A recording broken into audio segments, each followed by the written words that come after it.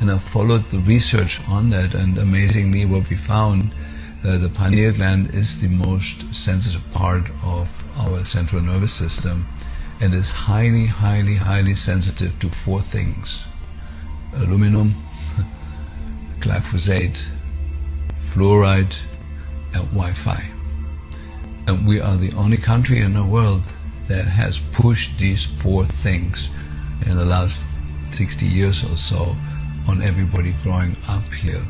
And so what I feel, what I observe, and what we're also testing on our ART system is that people have severely calcified pineal glands.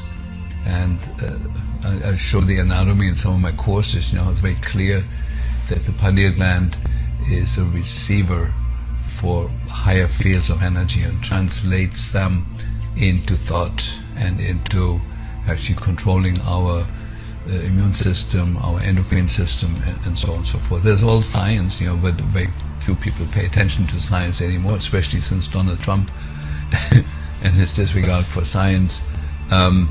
It's become the new norm, and so it is astounding that the telecommunications industry has selected the frequencies out of the huge spectrum of frequencies that are absolutely destructive to our cells, and especially to the pineal gland. They couldn't have made any better choices than 2.4 gigahertz. That the end point, that when you have inhale aluminum, as we do from the geoengineering program, and have glyphosate in the food chain, that glyphosate and aluminum combine in the blood and in the gut and in the bloodstream to form 6 different chemical compounds where aluminum and glyphosate are hooked up together, and the end point of that compound is the pineal gland.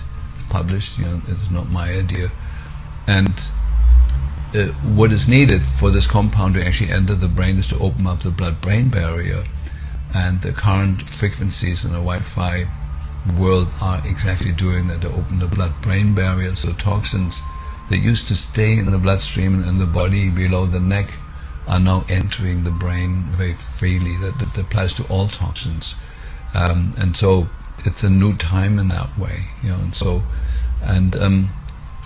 When you think this through, you come to the conclusion that either there must have been an ultra intelligence group of scientists who have designed this protocol to fluoridate the drinking water, to put nanonized aluminum in the air, to put glyphosate in the food, and then activate it, spark it with the right frequencies.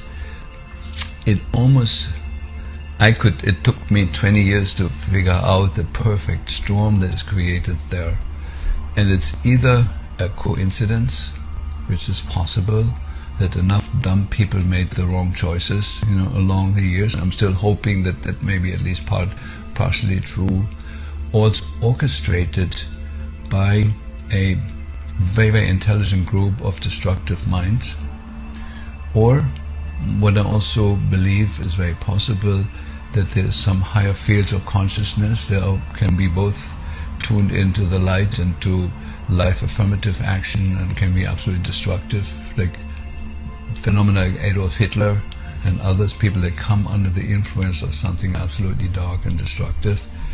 And I do believe it's very possible that enough scientists and politicians have come under the influence of those higher fields and are acting according to it, actually not knowing on a human level why they're doing what they're doing and what they're doing.